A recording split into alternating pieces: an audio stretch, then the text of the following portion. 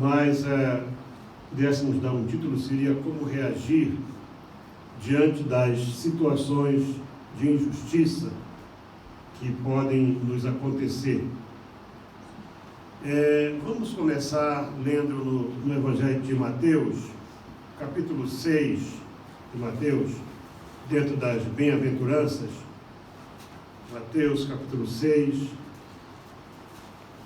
do verso 38 até ao 41. Mateus, capítulo 6, do verso 38 ao 41. Ouvistes que foi dito, olho por olho e dente por dente. Eu, porém, vos digo que não resistais ao mal, mas se qualquer te bater na face direita, oferece-lhe também a outra. E ao que pleitear contigo e tirar-te a vestimenta, larga-lhe também a capa. E se qualquer te obrigar a caminhar 1 milha, vai com ele 2. E finalmente, 43, ouviste que foi dito, amarás o teu próximo e aborrecerás o teu inimigo. Eu, porém, vos digo, amai a vossos inimigos, bendizei os que vos maldizem, fazei bem aos que vos odeiam, e orai pelos que vos maltratam e vos perseguem. Irmãos, estamos falando de uma cultura. Eu estava vendo uma entrevista de um estudioso da Bíblia e de arqueologia bíblica, e alguém perguntando para ele sobre alguns assuntos, ele dizia o seguinte: temos que ver que naquele tempo era matar e matar. Irmãos, sabe, não é novidade, vou falar isso aqui talvez umas 100 vezes esse ano, quem sabe alguém resolve seguir o meu exemplo, né? Lendo, cada vez que eu leio a Bíblia, eu descubro coisas novas. Lendo a história dos reis de Israel, eu vi coisas que me deixam, não, por exemplo, ali quando Israel estava no deserto, né? Que você imagina, chegava numa cidade, 12 mil pessoas, matavam todos. No céu, 40 mil, matavam todos. A arca parou na cidade tal, Bet-Semes, 50.070 pessoas morreram. Era morte, sabe, no tempo da lei era uma coisa terrível. Eu vi, por exemplo, houve uma luta logo ao meio do tempo ali entre Judá e Efraim, reino do sul e reino do norte, e Judá matou 500 mil soldados de Efraim. Gente, 500 mil. E parece que não é nada. Daí a algum tempo, Efraim vai lá, matou 120 mil da tribo de Judá. Portanto, quando Jesus chega pregando esta mensagem, ele estava trazendo algo que parece assim que não encontrava eco. Não encontrava assim abrigo no coração de ninguém, porque era um povo que, se você pensasse em levantar a mão, ele já estava te dando com a espada. Daí me veio esta palavra à mente, certo? Eu estava lendo mais uma vez a história de Davi, mais uma vez, e anotei de repente alguns pontos que me chamaram a atenção. Porque a uma certa altura, Deus disse para Samuel: por que você está com pena do Saul? Eu já encontrei alguém segundo o meu coração. Davi tinha somente 17 anos de idade. Quem aqui tem 17 anos? 1, 2. Vocês têm o quê? 12, 15, 16? Tem quanto você? 16? Você devia ter levantado só assim, então faz assim. 17, é o que a gente calcula. Podia ser até menos. Alguns dizem que ele poderia ter entre 15 a 16 anos no máximo. No máximo. E eu anotei o primeiro ponto: ungido para ser rei, foi cuidar humildemente da alma do rei. Sabe que quando nós somos, assim, escolhidos para alguma coisa, e eu vejo o caso na Bíblia de reis, com 6 anos de idade, com 8 anos de idade, Manassés assumiu o trono com 12 anos, Uzias com 16 anos, muito jovens. Mas Davi era o 8º. Quando você tem que entender que na cultura judaica, o primogênito tinha direito a metade de tudo, e a outra metade era dividida entre os filhos legítimos, e os das concubinas ganhavam presentes. Então vamos dizer que Eliabe, que era o mais velho, tinha direito a metade do que era do seu pai, e a outra parte da herança era dada para os 7, porque Zeruia, por ser mulher, não tinha direito à herança. A mulher em Israel só tinha direito à herança se não tivesse nenhum filho homem. Quem quiser saber disso, vai ler, né? Vai ler a Bíblia. Você vai descobrir lá. As filhas de Zelofeate, que elas foram reclamar. O pai morreu, elas não tinham irmãos, e pela lei elas estavam excluídas de herança. Então essa era a lei. Então Davi, como ele era o mais jovem, ele estava lá no campo cuidando das ovelhas. Deus disse para Samuel a seguinte, no capítulo 16, Deus disse para Samuel: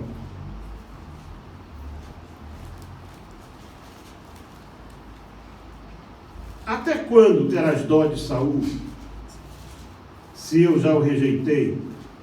Enche o teu vaso de azeite e vem, enviar-te a Jessé o belemita, porque dentre os seus filhos me tenho provido de um rei. Samuel talvez conhecia Jessé de nome. Samuel, todos os anos, ele rodava o território de Israel todinho. Ele não era um juiz de ficar parado, ele rodava o território todinho de Israel. Nós estamos falando de uma área hoje, ainda menor, né? Mas de uma ponta a outra 600 quilômetros, mais ou menos, ou 200.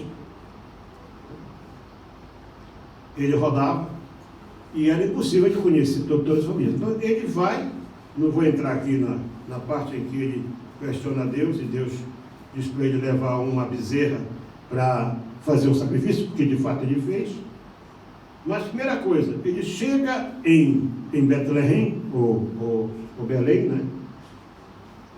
E lá então, lá em Belém, ele é recebido pelos anciãos, e ele fala para o Jessé: eu vim aqui sacrificar e eu vou comer na tua casa. Chama teus filhos. E ele chamou os 7. Então, quando chegou Eliabe, que era o mais velho, o bonitão, ele talvez, Samuel pensando em Saul, que era o mais alto, ele já ia, disse: não é esse. Foi passando nenhum. Passou, todos eles, passaram os 3 mais velhos, né? A Bíblia menciona aqui, que Abinadab, depois Samar, e disse: não tem sim, está um pequenino lá no campo, chama. Quando Davi chegou, Deus disse para ele assim: levanta-te e unge, verso 12 do capítulo 16, parte final. Ele disse o Senhor: levanta-te e unge, porque é este mesmo. Assim como Moisés não conseguia ver Josué, que esteve com ele 40 anos, Samuel, que não conhecia Davi, não podia imaginar que ele seria aquela pessoa que Deus escolheu. Então Davi, com uma idade entre 16 a 17 anos, foi escolhido para ser, foi ungido para ser rei. Imagina se hoje isso mexe com o coração de alguém, com a cabeça de alguém. Você pode imaginar naquela altura em que a palavra de Deus, a palavra de Samuel, era vida ou morte. Samuel, ele matou o rei Agag. Ele era um homem como qualquer outro, mas a palavra dele ninguém punha em dúvida. E ele ungiu Davi na frente dos seus irmãos. Davi volta para o campo, os 3 mais velhos vão para a guerra, mas acontece, anote a primeira coisa, Deus só tem uma unção para cada posição específica. Deus só tem uma unção.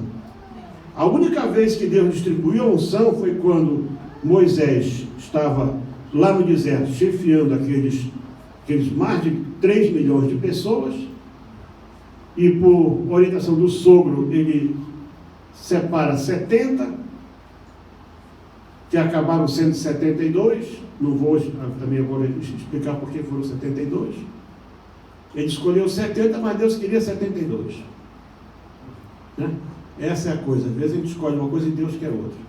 Ah, pastor, onde é isso? Olha, está entre Gênesis e Apocalipse, de preferência no Antigo Testamento, vai lá ler. Vai ler que você descobre. E ali, na hora que Moisés impôs as mãos, Deus disse, eu vou tirar da unção que está sobre ti e vou repartir para eles. Essa é a única vez.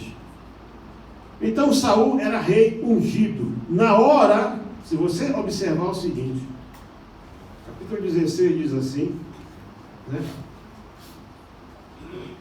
Versículo 13, Samuel tomou o vaso de azeite e ungiu no meio de seus irmãos, e desde aquele dia em diante, o Espírito do Senhor se apoderou de Davi.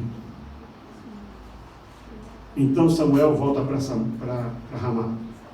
O que é que diz o verso 14? E o Espírito do Senhor se retirou de Saul. E como uma casa vazia, um convite para alguém ocupar, certo? Veio um espírito mau e começou a atormentar Saul. Então, anota a segunda coisa hoje. Se você permitir que o Espírito Santo saia da tua vida, fica certo uma coisa, o diabo vai entrar na tua vida. Isso não vai falhar. Porque é uma casa limpa. É uma casa sem dono. Porque você permitiu, você fez por onde, você desconvidou o Espírito Santo da tua vida. Aí veio esse espírito mau. E eu não sei que estripulias ou que coisas erradas Saul fez, mas todos ficaram perturbados, né? Saul não tinha bom testemunho. Se você quer saber o que as pessoas pensavam de Saul, vai ver na hora em que ele foi ungido rei, né? Que ele sai no caminho, quando ele começa a falar língua estranha lá, ou profetizar, ou cantar, que as pessoas... Mas esse Saul também já é profeta, quer dizer, ele não tinha um bom testemunho. Ele não tinha. Mas, seja como for, ele já tinha feito alguma coisa boa, né? E agora, um espírito mau assombrava, e os criados lhe disseram, eis que agora um espírito mau da parte do Senhor te assombra. Vamos buscar alguém que possa tocar um instrumento para te acalmar. E quem é que acharam? Davi, porque Davi podia não ser conhecido, mas o seu cântico era conhecido. Amém. Havia algo naquele mundo, isso muito antes dele ser ungido. Sozinho lá no campo, com a sua harpa, que a harpa era um instrumento pequeno com 10 cordas, sozinho lá no campo, ele cantava e salmodiava com toda certeza. E aquilo, olha irmãos, ele morava, Saul não morava em Jerusalém, não. Nesse tempo, Jerusalém não pertencia ao povo de Israel. Judá estava ali, mas a Jerusalém ainda estava na mão dos jebuseus. Quem custou Jerusalém foi Davi. Saul morava no território de Benjamim. Era de lá que ele reinava. Mas a notícia chegou lá. Por quê? Porque Davi se destacava no cântico. As histórias de Davi foram além das fronteiras daquele campo. Muitas vezes você está aqui com o teu instrumento, você está com o teu cargo, com a tua posição, você não se apercebe da importância disso. Que importância tinha um pastor de 16 anos lá no campo com uma harpa? Nenhuma.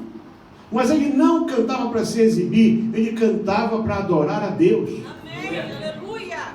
E essa era toda a diferença.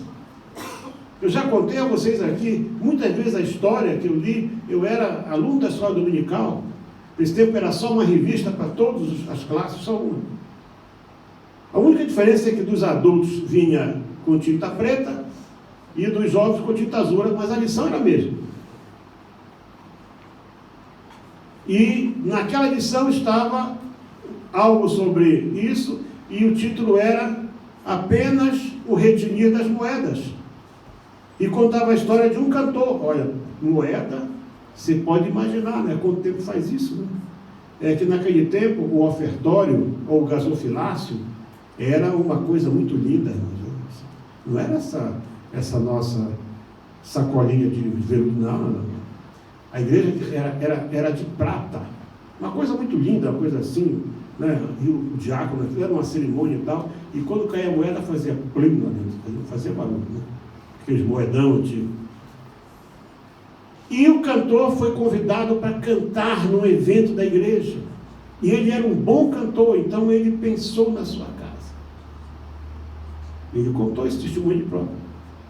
Hoje é o dia que eu vou aparecer. Hoje todos vão saber que eu sou um grande cantor. Hoje eu vou arrasar. E então ele foi. Foi lá, cantou bonito. Ele gostou da maneira que ele cantou, mas ele era uma pessoa que orava, e Deus gostava dele. E quando ele chegou em casa, ele foi falar com Deus. E disse: Senhor, então, o que tu acha? Eu cantei bem? E o Espírito Santo falou para ele: tu cantaste hoje? Cantei sim, mas eu só ouvi o retinir das moedas. Deus não ouviu, porque ele não cantou para Deus, cantou para se exibir. Davi cantava para Deus. Amém. E então, quando alguém falou assim, buscai-me, pois, um homem que toque bem e trazei-me. E um dos jovens, não foi um dos mais velhos, um dos jovens, disse: eis que tenho visto um filho de Jessé, o belemita, que sabe tocar, e é valente, é animoso, e homem de guerra, sisudo em palavras, e de gentil presença, e o Senhor é com ele. Olha só, olha aí, sabe tocar, portanto ele sabia tocar o seu instrumento, as qualidades primeiras que ele tinha, como pastorzinho lá no campo. É valente, animoso, quer dizer, tem bom ânimo, não é a pessoa que está sempre depressivo. Tá, irmão, tá bem, tá bem. Tem crentes que só a graça de Deus, misericórdia. Homem de guerra, como homem de guerra se ele vivia lá no campo? Ele devia ser uma pessoa mesmo que Davi devia ser sisudo em palavras e de gentil presença. Mas o mais importante, o Senhor é com ele. Então tudo isso era confirmado por algo importante. O Senhor é com ele. Agora eu te pergunto, se as pessoas aí fora perguntarem para alguém o teu testemunho, vão ouvir isso de você? Não sei, tomara que sim. E o Saul então traz ele. E o Jessé mandou, né, como o camarada era rei, mandou um jumento carregado de pão, um odre de vinho e um cabrito, e mandou para Saul pela mão de Davi. E assim Davi veio a Saul, esteve perante ele, e Saul o amou e fez dele seu pajem de armas, ele era o moço de Saul. Então Saul mandou dizer a Jessé: deixa estar Davi perante mim, pois achou graça aos meus olhos. E sucedia que, quando o espírito mau da parte de Deus vinha sobre Saul, Davi tomava a harpa e tocava, e Saul ficava aliviado. E o espírito mau se retirava dele. Outra coisa, espírito maligno não gosta de louvor. Nós tivemos aqui vários casos aqui. A gente começar o louvor e a pessoa bufa cair aqui no chão. Mas isso lá em Everton, Beto lembra? Não é? Lá em Malver, acontecia isso. Começar o culto, a pessoa bufa caía no chão. Teve um lá que disse, mas eu vou em tudo que a igreja não cai, aqui eu caio. O que tem nessa igreja que eu caio? Não disseram, eu não sei não, mas você não deve estar bem. Teve um que pegou o pão da ceia, ficou duro, que não conseguia mexer com a mão para levar o pão na boca. Eu fui lá, arranquei o pão da mão dele.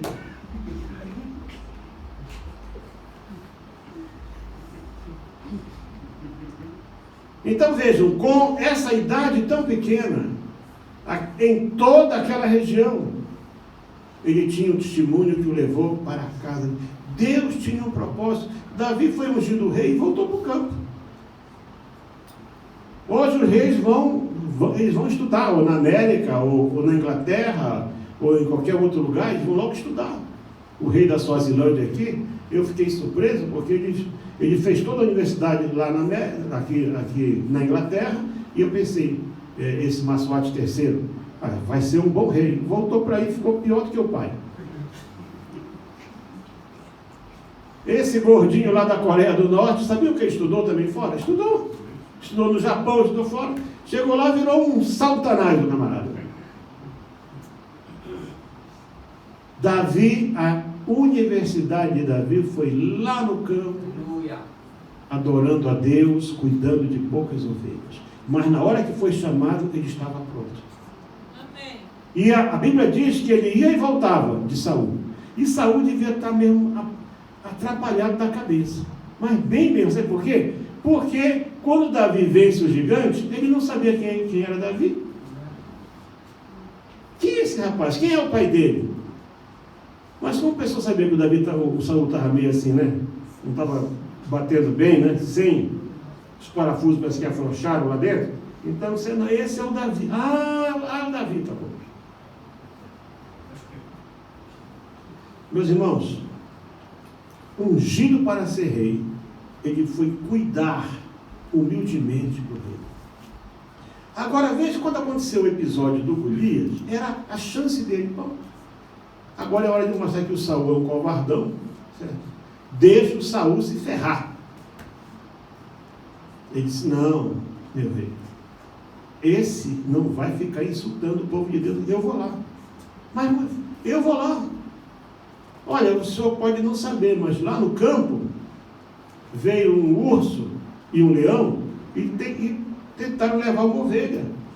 E eu fui, e eles resolveram me enfrentar, e eu rasguei a boca do urso, agarrei o leão pela juba, rasguei a boca do leão. O Saul ficou assim para ele, então vai lutar. E ele foi. Ele foi. E ele venceu. Só que quando ele chega ali, para você perceber aquilo que a pastora Maria falou hoje, né, quando ela falou acerca de Davi, que ele era rejeitado pelos seus irmãos, é verdade. Ele diz aqui no 17, 28, e ouvindo Eliabe, seu irmão mais velho, Davi falar com aqueles homens, acendeu-se a ira de Eliabe contra Davi e disse, por que vieste aqui? Davi foi lá levar comida para eles. Davi tinha ido ali, enviado pelo pai, para levar mantimento, porque naquele tempo o exército não dava comida para ninguém, não. Se você não tivesse a tua comida, você estava mal. Foi levar pão, foi levar queijo, foi levar carne. Você é mau. Olha só o que Eliabe pensava dele. Bem conheço a tua presunção e a maldade do teu coração. Davi, sabe o que fez aqui? E desviou-se dele e foi para outro lugar. Quando você vê que as pessoas não reconhecem teus méritos, em vez de você dizer, eu vou largar tudo, vou chutar o pau da barraca, eu vou derrubar o balde, eu vou embora. Se você tem consciência de que Deus te chamou, você fica. Amém.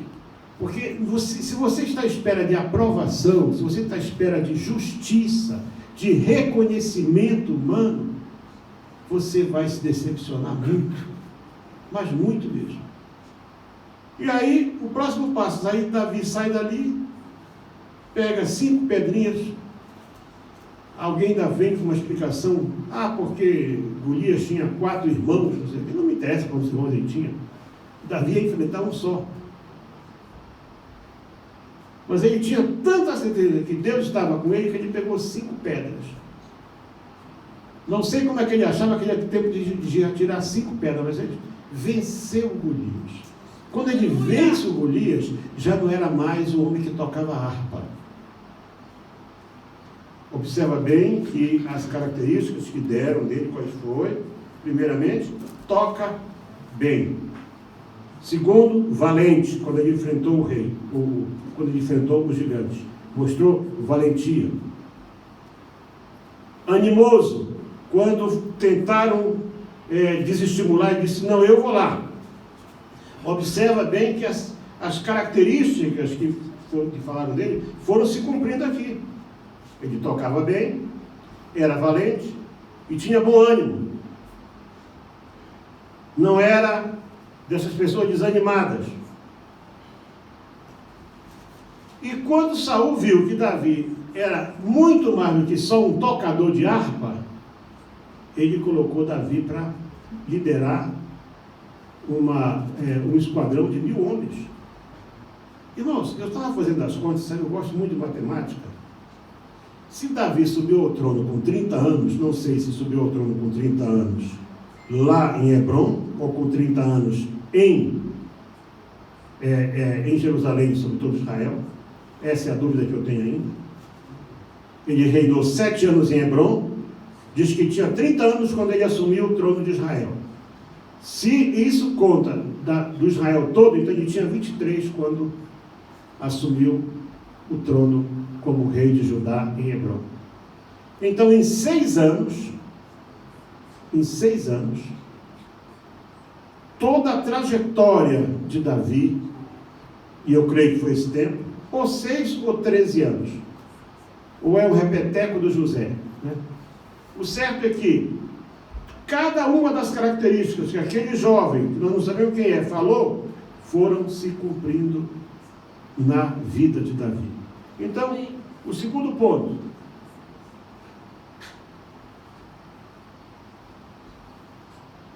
Aliás, o terceiro ponto. Quando atacado de maneira injusta pelo rei, não revidou. No capítulo 18 e no capítulo 19, nós vemos que por 3 vezes, 18, 11, e Saul, olha, e aconteceu 18, 10, que outro dia, o mau espírito da parte de Deus se apoderou de Saul e profetizava no meio da casa. Irmãos, desse que falava ainda era espírito de profeta. O espírito mau sabe lá o que ele estava dizendo, né? A coisa vai ser tão feia que nem Samuel registrou. E profetizava no meio da casa. E Davi tingia a harpa com sua mão, como de dia em dia. Saul, porém, tinha na mão uma lança. O que uma pessoa faz com uma lança dentro de casa, né? E Saul atirou com a lança, dizendo, encravarei a Davi na parede. Porém, Davi se desviou dele por 2 vezes. Então, só naquele momento, Davi era homem de guerra. Olha a oportunidade que ele teve, pessoal, de se defender. Porque se o Saul teve chance de jogar a lança 2 vezes, é porque Davi se desviou a primeira vez. Quando ele podia ter pegado aquela lança, qual é a reação natural quando você é atacado? É se defender, não é? É se defender. Saul era grandão, pesadão, Davi era mais novo, mais leve, era só pegar a lança e... Mas tem um livro ainda, acho que ainda tem, não sei, tem Perfil de 3 Reis, que fala de Saul, de Davi e de Roboão, e você vai ver o seguinte, que ou você é Saul ou você é Davi. E o autor diz assim, se Davi pega na lança e joga de volta, naquela hora ele estava sendo exatamente igual a Saul. Era direito dele de se defender. Ninguém ia. As pessoas viram isso. Mas ele se desviou e continuou a fazer a mesma coisa. E foi injusto aquilo, foi uma tentativa de assassinato. Ele não... Quando chega aqui no capítulo 19, verso 8, diz assim, e tornou a haver guerra, e saiu Davi, pelejou com os filisteus, e feriu-se de grande ferida, e fugiram de Efraim. Porém, o espírito mau da parte do Senhor se tornou sobre Saul, estando ele assentado em sua casa, e tendo na mão a sua lança, e tangindo Davi com a mão um instrumento de música, e procurava Saul encravar a Davi na parede. Porém, se desviou de diante de Saul, o qual feriu com a lança a parede. Então Davi escapou. Davi escapou. Mais uma vez, agora já era a segunda vez, depois que ele se destacou na guerra. Ele tinha todos os capitães, os comandantes, o povo, os soldados estavam a favor dele. Ele disse não, ele escapou. Foi embora, deixou a sua casa, foi viver, como disse aqui a pastora, foi viver no campo, correndo, fugindo. Mais adiante, outra chance, por 2 vezes, teve seu inimigo ao alcance da sua mão. No capítulo 24, verso 46, você 4 a 6, você vai ver aqui, olha. Então os homens de Saul, os homens de Davi disseram: eis aqui o dia do qual o Senhor te diz. Olha só essa profecia da carne, né? Profecia da carne. Não é da Carmen, não, é da carne. Eis aqui o dia do qual o Senhor te diz: eis que eu te dou o teu inimigo nas tuas mãos, e far-lhe-ás conforme lhe parecer bem aos teus olhos. Quer dizer, espeta o gajo, limpa o sarampo dele, e nunca mais ele vai ter sarampo na vida. E levantou-se Davi mansamente, cortou a orla do manto, e diz: o que é a pessoa que tem o Espírito de Deus na sua vida? Qualquer coisa que você faça, que você sente que Deus não gostou, o Espírito Santo logo, e diz que doeu o coração dele. E sucedeu, porém, que depois o coração doeu a Davi por ter cortado a orla do manto de Saul. Mais adiante, no capítulo 26, versos 9 a 12, outra chance.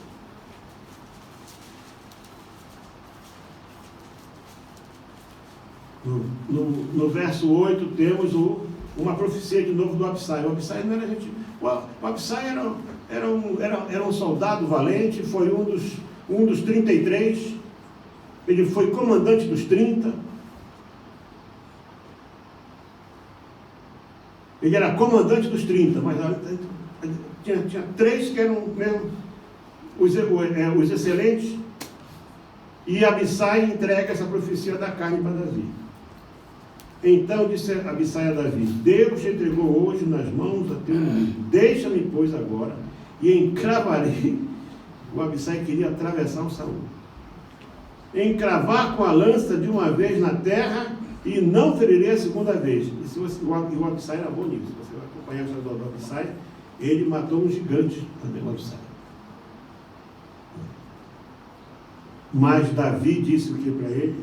Vive o Senhor, que o Senhor o ferirá, ou o seu dia chegará em que morra, ou descerá para a batalha e perecerá. Aqui foi o Espírito Santo falando por Davi. Porque diz o quê? E o Senhor é com ele. Então veja que todas aquelas características que aquele moço lá falou, se cumpriram aqui. Cada uma delas. Aqui Davi foi profeta, não da carne. O Espírito Santo usou. Eu não vou ferir. Vive o Senhor. É o Senhor que vai tratar disso. Amém. Ou ele vai morrer de morte natural, ou ele vai na guerra. E foi exatamente como Saul morreu. Então, meus irmãos, que lição nós tiramos dessa simples mensagem? É assim. Não é fácil resistir o mal com o bem. Não é fácil tomar uma bofetada e oferecer o rosto para a segunda. Não é fácil, depois que alguém te roubou algo, te tomou algo, você ainda facilitar para ele levar algo que ele está precisando. Não é fácil você caminhar com uma pessoa que você sabe que nunca fez bem para ti durante algum tempo, porque aquela pessoa está precisando. Te chamou para caminhar 1 milha e você vai com ela 2. Te tomou uma roupa, você dá também a tua capa. Nada disso é fácil. Mas quando você pede ao Senhor a armadura de Deus, que está lá em Efésios capítulo 6, essas características que estavam sobre Davi, esses indicativos que estavam sobre, eles vão estar na tua vida. Porque você vai ser um adorador. E o adorador, não importa onde ele está, ele vai ser adorador mesmo. Você vai ser sempre, você vai ser valente, porque os homens de Deus não são covardes. Você vai ter bom ânimo. Deus disse para Josué: tem bom ânimo. Você vai ter coragem de enfrentar as guerras do Senhor. E sabe o que mais? O Senhor vai estar contigo em todo o tempo. Porque é Deus que faz com que esses detalhes se realcem e aconteçam na nossa vida. Teu inimigo está com fome, dá de comer, diz a Bíblia. Antigamente não. O árabe diz até hoje: se o teu companheiro cai no caminho, não junta. É parte da lei deles. Se o teu companheiro cai no caminho, não junta, porque amanhã ele vai ficar forte e vai te matar. Mas Deus diz exatamente o contrário. Então, nesse tempo da agora, esse tempo tão difícil, eu entendo que alguns aqui vão ser desafiados dentro dessa área. Quem sabe aquela vitória que você está esperando há tanto tempo, ela vai ser fruto disso. O que acontece, irmão? Se foi com 23 ou com 30 anos, isso não faz a menor diferença. Eu penso, pelo que a Bíblia mostra, que Davi começou a reinar em Judá com 23 anos de idade. Quer dizer, ele com pouco mais de 6 anos tinha conquistado toda a confiança do povo. E o que é mais importante, quando Saul morre, a pessoa que traz a notícia, Davi disse: olha, por que você levantou a tua mão para matar o ungido do Senhor?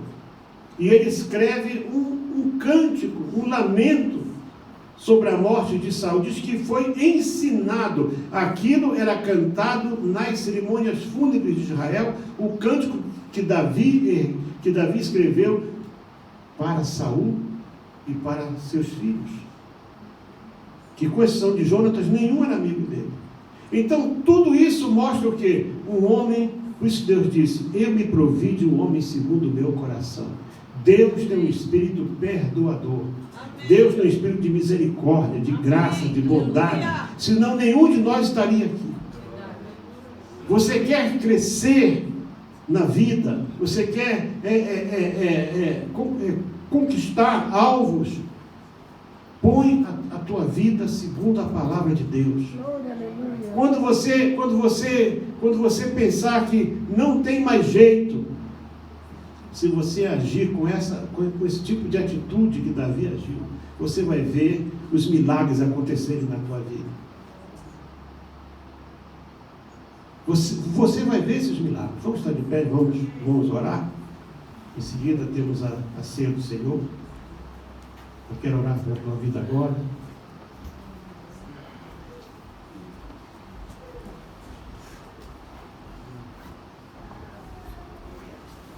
Eu penso que esse é um bom tempo para nós refletirmos sobre episódios desses na palavra de Deus. Alguém aqui está para tomar uma decisão.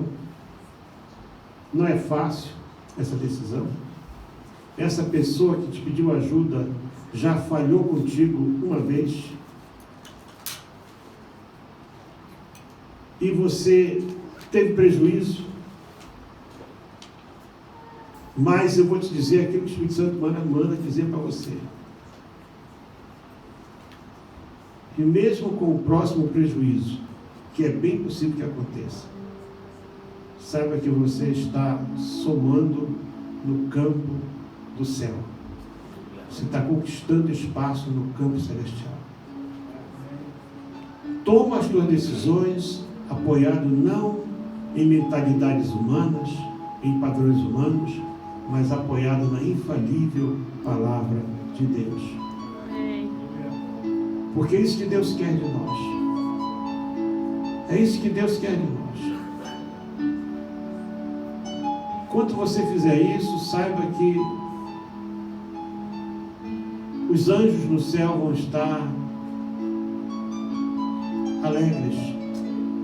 Eu estou lendo uma Bíblia com uma versão interessante e eu tomei um impacto muito grande quando Abraão levanta a mão e está escrito assim: por causa do ato traidor. Mas que ato traidor? Daqui a pouco a gente de novo, por causa do ato traidor. Eu fui estudar esse assunto, fui pesquisar esse assunto. Sabe qual foi o ato traidor? Foi a traição de Satanás lá no céu, quando quis tomar o trono de Deus. Incitou Deus contra Jó, para que Deus destruísse Jó. Então, o comentarista diz assim: por causa do ato traidor, é que Satanás, na sua cabeça, ele sempre disse para Deus: olha, esse homem que tu criaste nunca vai fazer nada que te agrade, nunca vai abrir mão de nada. E aí, por isso, quando Abraão levanta a naife para cortar o pescoço de Isaac, ali Satanás estava sendo envergonhado tremendamente. Quando Jesus sobe na cruz e diz assim: Pai, nas tuas mãos entrego o meu espírito, estava ali decretando a derrota final de Satanás. Perdeu a vida, sim, mas ele disse assim: ninguém toma, eu entrego, e quem dá a sua vida por mim terá ela de volta. Essa é a promessa dele. Eu vou repetir mais uma vez: não apoia as tuas decisões em pensamentos meramente humanos, em cálculos humanos. Ora, medita e procura sempre fazer. Faz aquela perguntinha simples, né? Aqui no meu lugar, o que Jesus faria? E você vai ter a resposta certa. Pai Santo, muito obrigado, Pai, em nome de Jesus, por essa palavra que o Senhor tem abençoado nossas vidas. Eu te peço, perdoa os nossos pecados, Senhor, por pensamento, por palavra, por ação ou por omissão. Senhor, alguns de nós aqui estão enfrentando situações difíceis, muito difíceis, Senhor. Temos aqui irmãos e irmãs que já foram enganados, já foram roubados. E essas mesmas pessoas, ou famílias deles, vieram bater a porta para pedir ajuda, Senhor. Pai, não é fácil, Senhor. Não é fácil. Eu te peço que o teu Santo Espírito possa iluminar essa vida, esse coração que é teu, para que tome a decisão certa, Senhor. Eu te peço que seja anulado todo o mal e toda a culpa contra o teu povo, toda obra de encantamento, de feitiçaria, toda praga, toda maldição, toda invocação do mal contra o teu povo ou suas famílias, seja quebrado agora em o nome do Senhor Jesus Cristo. Senhor, eu decreto agora, mais uma vez, a derrota dos nossos inimigos. Que caiam por terra os inimigos da tua obra, os inimigos da nossa família, os inimigos da nossa vida, caiam por terra, sejam quebrantados por ti, ó Deus Altíssimo. Que a tua mão forte e poderosa se erga para nos guardar, nos livrar e nos proteger e nos abençoar, em nome de Jesus, e possamos dizer amém. Sentemos, irmãos, e vamos participar da celebração.